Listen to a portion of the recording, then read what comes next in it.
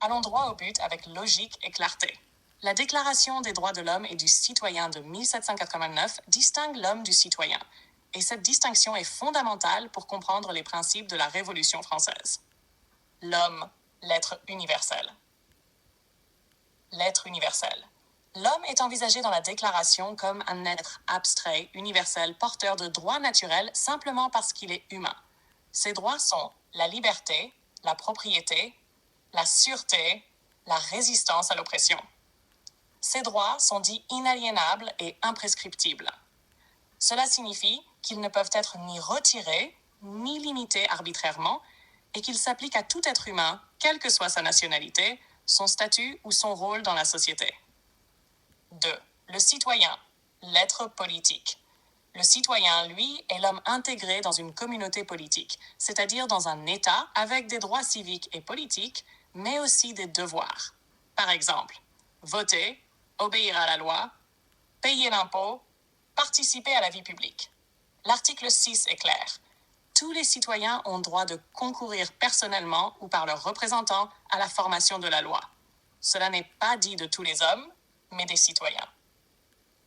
3. Pourquoi cette distinction?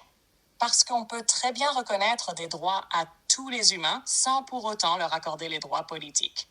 En 1789, seuls les hommes majeurs, propriétaires et actifs étaient citoyens. Le suffrage était censitaire.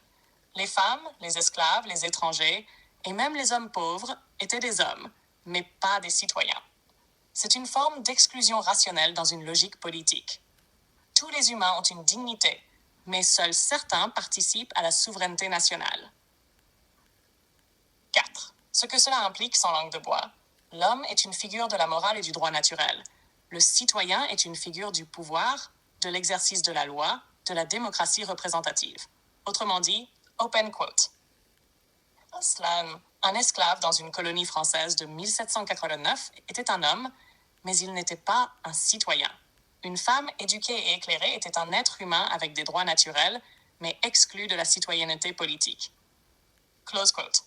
En résumé, concept, l'homme, le citoyen, ce reconnu par Reagan, statut, être humain universel, membre d'un corps politique, droit, naturel, liberté et propriété, politique, vote, loi, devoir, inclusion, tous les humains, ceux reconnus par l'État comme tels, portée, morale, philosophique, juridique, politique.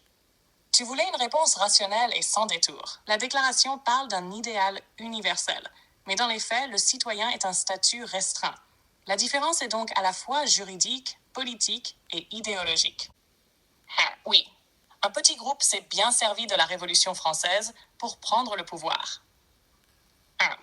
Le renversement de l'Ancien Régime ne supprime pas la hiérarchie. La Révolution détruit les privilèges de la noblesse et de l'Église, mais elle ne crée pas une égalité totale. Ce sont les bourgeois instruits, riches, propriétaires qui prennent le relais. Le suffrage censitaire, réservé aux hommes payant un certain montant d'impôts, exclut la majorité du peuple. Qui dirige après 1789 une minorité d'hommes instruits et propriétaires, les bourgeois révolutionnaires? 2. La Déclaration de 1789 consacre la propriété comme droit sacré. L'article 17 dit que la propriété étant un droit inviolable et sacré. Ce n'est pas un hasard. Les rédacteurs sont souvent propriétaires eux-mêmes. Ils défendent la liberté, mais surtout la leur, celle de commercer, de posséder, d'entreprendre, sans les entraves de la monarchie ou de l'Église. C'est une révolution bourgeoise, pas une révolution populaire au sens strict. 3. L'usage de la rhétorique universelle pour un pouvoir particulier. En invoquant les droits de l'homme, ils affirment défendre tout le monde. Mais dans la pratique, ils restreignent les droits civiques. Les femmes sont exclues.